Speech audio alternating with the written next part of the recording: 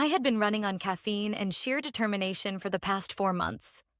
Late nights, early mornings, weekends spent in front of spreadsheets instead of out with friends. All for one project. An account so massive it could redefine my entire career. And finally, it was done. The client was thrilled. The presentation had been flawless and the contract was signed. But the best part? The reward. I sat at my desk, rereading the email for what must have been the 10th time. Evelyn, you went above and beyond. Consider these a personal thank you. Enjoy the game. Attached was the confirmation. 2 Super Bowl tickets, 40-yard line, front row experience. My heart pounded. I had never been to a Super Bowl before, and as a lifelong football fan, this was beyond a dream come true.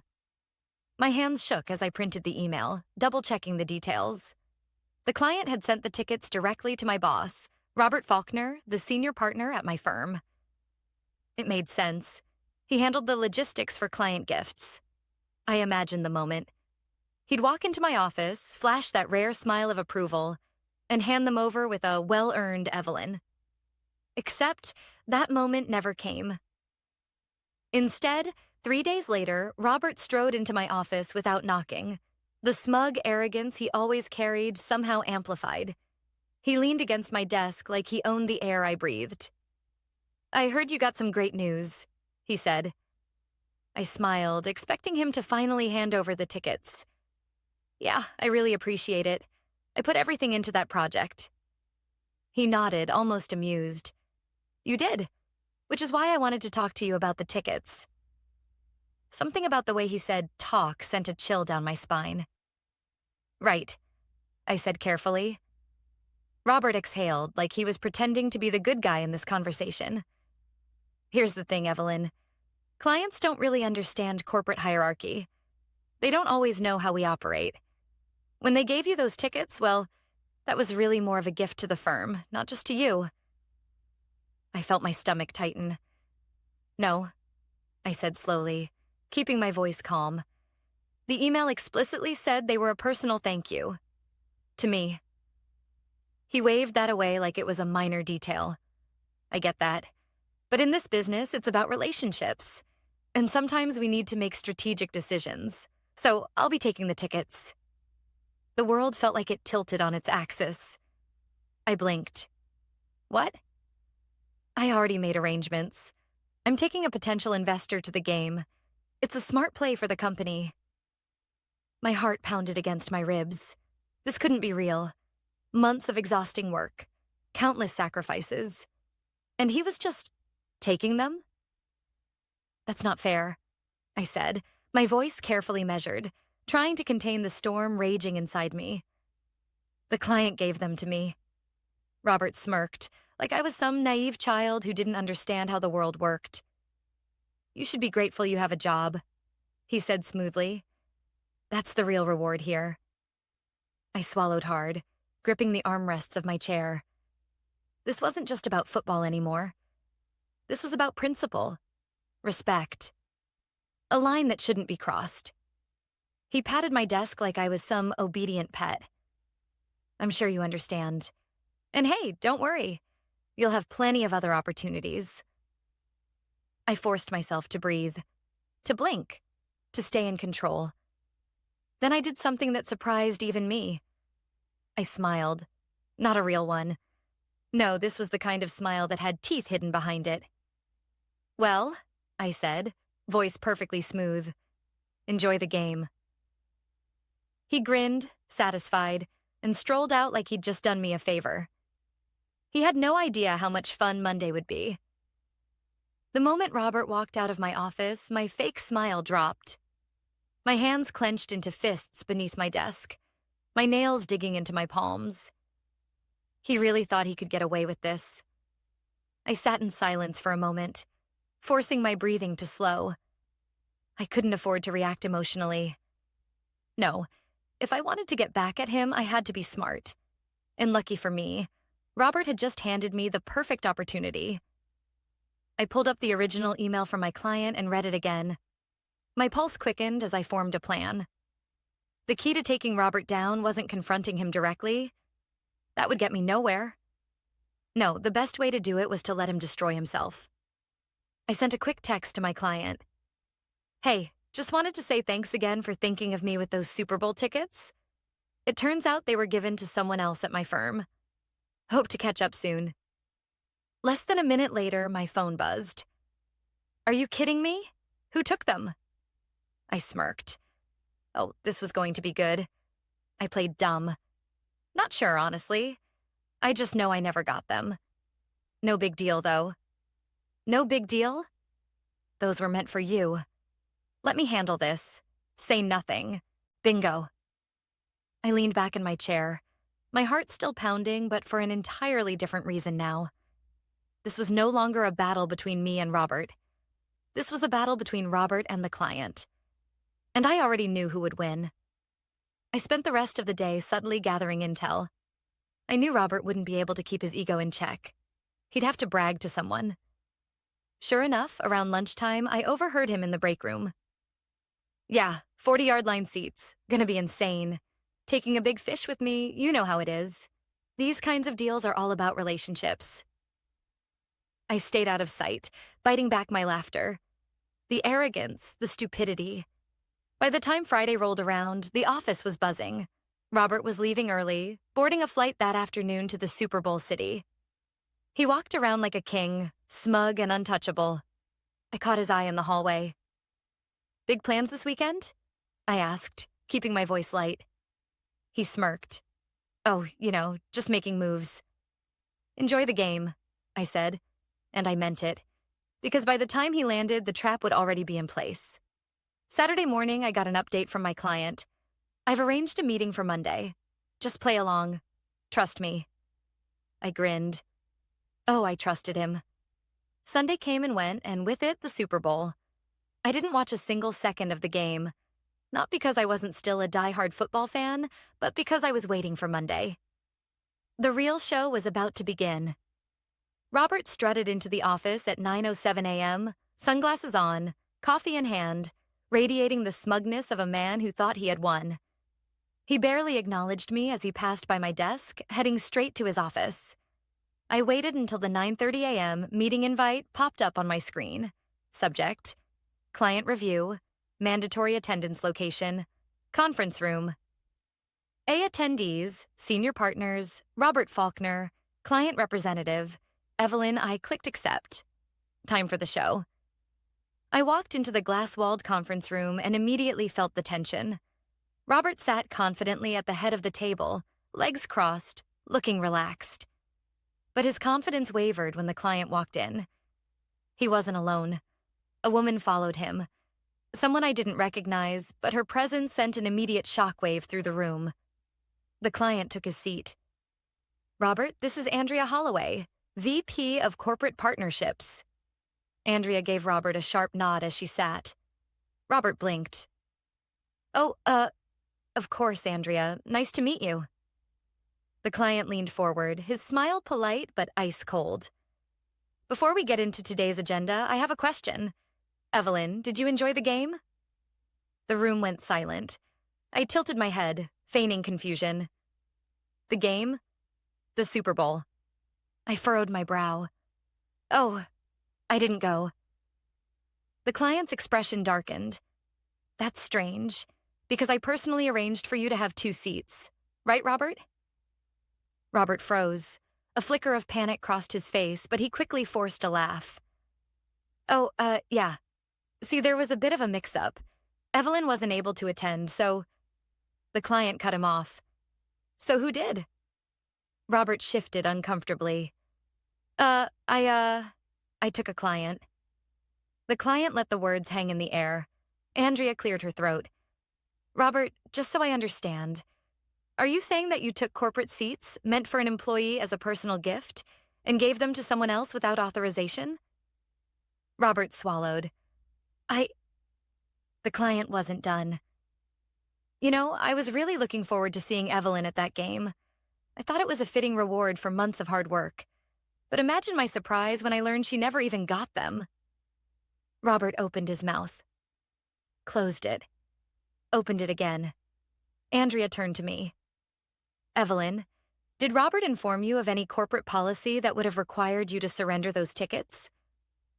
I shook my head, keeping my voice even. Number he just told me they were his now. The room tensed. Andrea exhaled sharply. Robert, you do realize that you not only violated internal ethical standards, but also committed what is essentially corporate theft, correct? Robert went pale. The client leaned back, shaking his head. I don't think I can continue working with someone who would undermine his own team like this. Robert jolted upright. Wait, let's just... The client turned to Andrea. I trust you'll handle the internal response? She nodded, her expression unreadable. Effective immediately. Robert knew. He wasn't just in trouble. He was finished. And I just sat back and enjoyed the show. Robert's silence stretched across the conference room like a noose tightening around his throat. His face, usually smug and full of arrogant confidence, was now a shade of red that teetered on the edge of panic. Andrea, the VP of Corporate Partnerships, leaned forward, folding her hands together on the table. Her voice was smooth but laced with authority. Robert, you do understand what this looks like? His Adam's apple bobbed as he swallowed. He understood. The client exhaled, shaking his head. This isn't just about the tickets, Robert. It's about trust, about professionalism, about knowing that when I choose to work with someone, they're not going to screw over their own employees for personal gain. Robert's jaw clenched. His fingers twitched against the table. He looked around, searching for an ally, but there were none. The other senior partners, who had been silent up until now, exchanged uncomfortable glances. No one wanted to be associated with this mess. I sat still, hands folded neatly in my lap. I didn't smirk. I didn't gloat. I didn't need to. The silence stretched until finally Andrea spoke again. Robert, did you expense anything related to this trip? He blinked. What? She tilted her head slightly. Did you charge the flight, the hotel, any meals, any transportation, to the firm's account? The panic in his eyes was answer enough. The client chuckled under his breath, but there was no humor in it. You used company funds to take someone else to the Super Bowl with the tickets meant for Evelyn? Robert tried to pull himself together. He sat up straighter, cleared his throat, and forced a thin smile. Listen, I understand how this looks, but I was thinking about the firm. I was cultivating a relationship with a valuable investor. The client cut him off. What investor? Robert blinked. Excuse me? The client leaned back in his chair, arms crossed. Who exactly did you take to the game? Robert's mouth opened and closed like a fish gasping for air. Andrea tapped her fingers against the table. Robert, answer the question. He hesitated. His mind was scrambling for an excuse, for any way out of this hole. I already knew the truth. Robert hadn't taken an investor. He hadn't taken anyone important to the company. He'd taken his brother-in-law, a man who had zero business connections. No potential deals. No reason to be at that game other than to drink overpriced beer and enjoy the best seats in the house. And Robert had expensed every penny. I could see it on his face. The realization that there was no way out of this. The client shook his head. Unbelievable. He turned to Andrea. I want it noted that my firm will no longer be conducting business with Robert Faulkner moving forward. Robert snapped his head up. Wait, that's not... The client continued as if he hadn't spoken. If you'd like to assign a different senior partner to handle my account, I'm open to discussing that. He turned to me. Or quite frankly, I'd prefer to deal directly with Evelyn moving forward. I managed to keep my expression neutral. But inside, I was screaming with satisfaction. Andrea nodded. Understood. She tapped a few notes into her tablet. Robert, we'll be handling this internally. I suggest you take the rest of the week, off while we review the situation. Robert's face drained of all color. He opened his mouth to protest, but then he saw the expression on Andrea's face, on the client's face, on everyone's face. He was done, finished, and he knew it. He stood abruptly, chair scraping against the floor. Without another word, he stormed out of the room, the glass doors swinging shut behind him. The silence that followed was heavy. Finally, the client turned to me. His expression softened. "Evelyn, I want to apologize. I should have made sure you got those tickets personally." I shook my head. "You had no way of knowing. And honestly," I glanced at the door Robert had just walked through. "This worked out better." He chuckled. "I like the way you think." Andrea smiled, then slid a document across the table. "Evelyn, since you're already the one doing most of the work on this account, I'd like to formally offer you a promotion." My breath caught. A promotion. I stared at the document in front of me. A significant salary increase. More authority. A title that put me on par with the very people who had dismissed me before.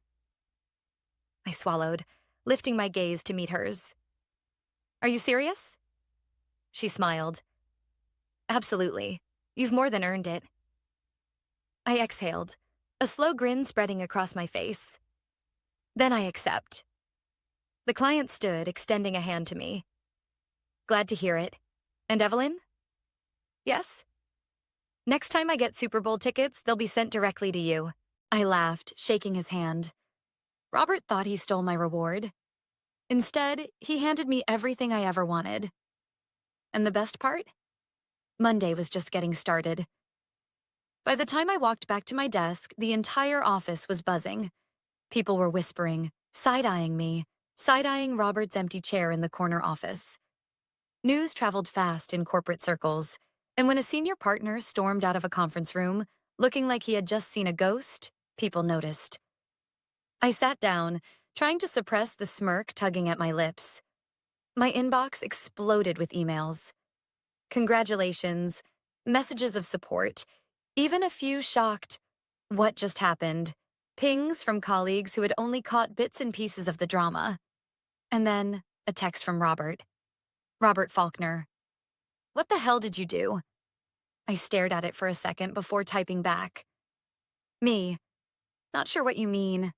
I thought you were making moves." I waited. No response. Of course not. I let out a slow breath, glancing at the newly signed promotion letter on my desk. I had won, but Robert wasn't done with me yet. Robert's last move. An hour later, I got the email. Subject: HR meeting. Immediate attendance required. I clicked it open. "Evelyn, please report to HR immediately. This is a mandatory meeting." I frowned. Robert wouldn't go down without a fight. I grabbed my notebook and made my way to the HR office. The receptionist barely made eye contact before gesturing toward the glass-walled room in the back. Inside, Denise from HR sat at the conference table, looking uncomfortable. Across from her? Robert. He didn't look smug anymore. No, this was a cornered animal trying to claw its way out. Denise cleared her throat. "Evelyn, have a seat." I did. Robert leaned forward, fake concern dripping from his voice. "Evelyn, I really hoped we wouldn't have to do this, but I need to bring up a very serious issue." I raised an eyebrow. "Which is?" He sighed dramatically. "The firm has been reviewing some of your recent communications, and we have reason to believe you violated corporate confidentiality by discussing internal business matters with an external client." I blinked. Oh, this was the play. Denise glanced at me, then at Robert. "Robert brought this concern to us this morning." Of course he did. He was trying to flip the narrative, trying to paint me as the problem so he could salvage his career. I tilted my head. "And what specific, confidential business matters are we talking about?" Robert folded his hands on the table. "The emails you sent regarding the Super Bowl tickets? That was an internal issue, Evelyn, and you took it directly to a client." I let out a small, disbelieving laugh. "Right. So you're saying that a gift meant for me, personally, which was then stolen, is now considered an internal business matter?" Denise flinched at the word stolen. Robert's jaw twitched. "I wouldn't call it stolen." I cut him off. "Really? Because the client did. In front of everyone." Silence. I leaned back.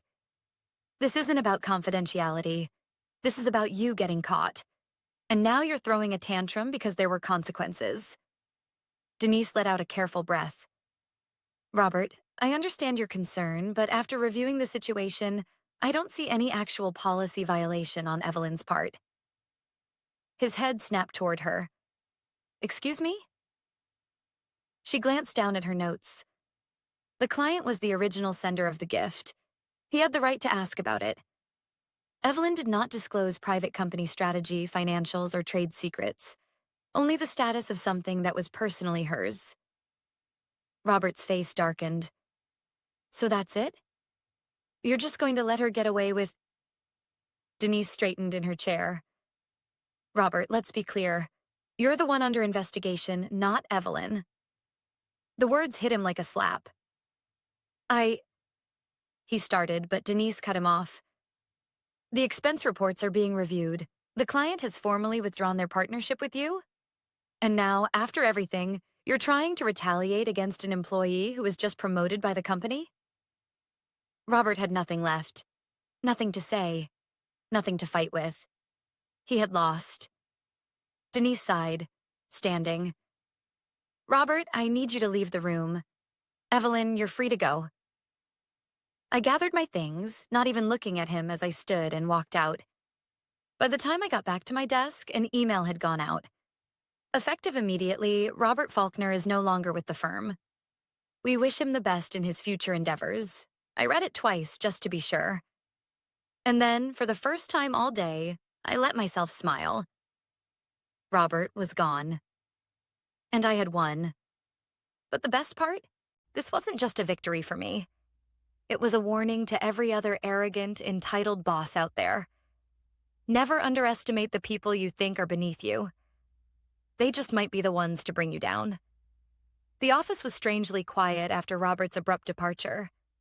Oh, people were talking. Whispers in the hallways, stolen glances in the break room. But no one dared to say anything out loud. The weight of what had just happened was too big. A senior partner had been taken down in front of everyone. And not by another executive, not by another man in a suit. By me.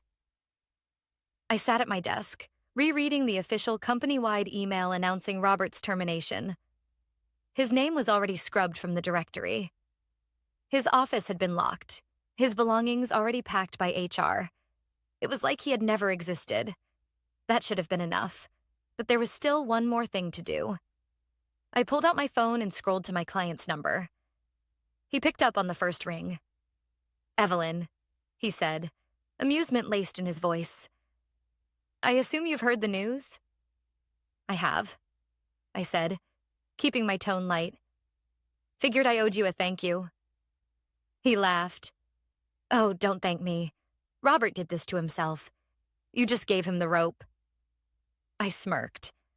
Well, I appreciate you handling things so publicly. There was a pause, and when he spoke again, his tone was carefully measured. Tell me something, Evelyn. Are you happy staying where you are? That gave me pause.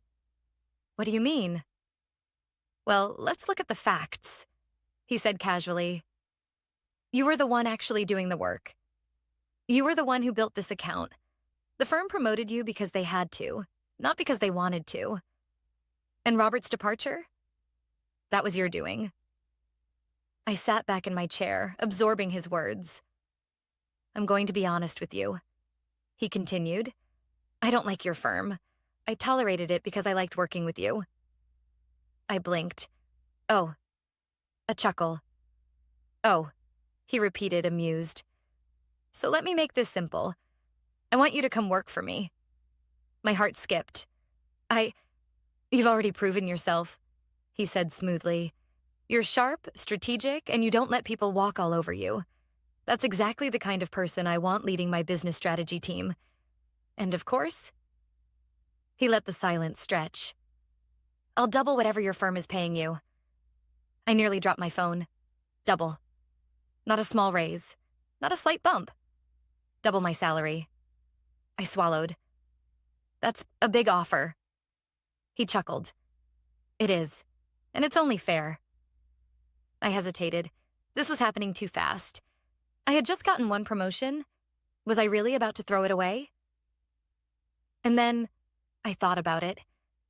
I thought about the years I spent being undervalued at this firm, about the times my ideas were taken and repackaged by men like Robert, about how the only reason I had been promoted was because a scandal forced their hand. Did I really owe them anything? No, I didn't. A slow smile spread across my face. Send me the offer, I said. I think I'm ready for something better. By the next morning, my resignation letter was printed and signed. I walked through the office, my head held high, ignoring the surprised whispers and the not-so-subtle looks of admiration. Denise from HR looked genuinely surprised when I handed her the letter. You're leaving? She asked, wide-eyed. I nodded. Got an offer I couldn't refuse. She glanced at the paperwork, then let out a low whistle when she saw the salary. Damn, she muttered. Well, I can't blame you. I smiled. It was time. As I packed up my things, a few coworkers stopped by to congratulate me. Some were shocked. Others weren't surprised at all. And then, just as I was about to leave, I got one last message. A text from an unknown number. Robert Faulkner.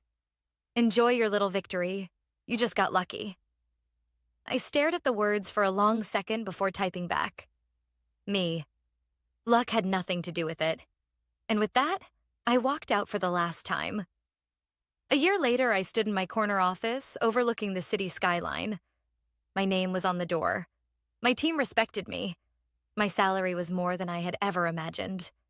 And best of all, I was finally working for people who valued me. I scrolled through my phone and saw an industry news alert.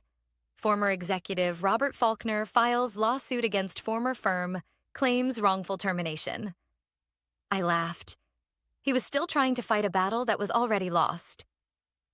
I placed my phone down, leaning back in my chair. Robert had spent years stealing credit, walking over people, taking what wasn't his, and in the end, he lost everything. I, on the other hand, had gained everything. And that right there, that was the sweetest revenge of all.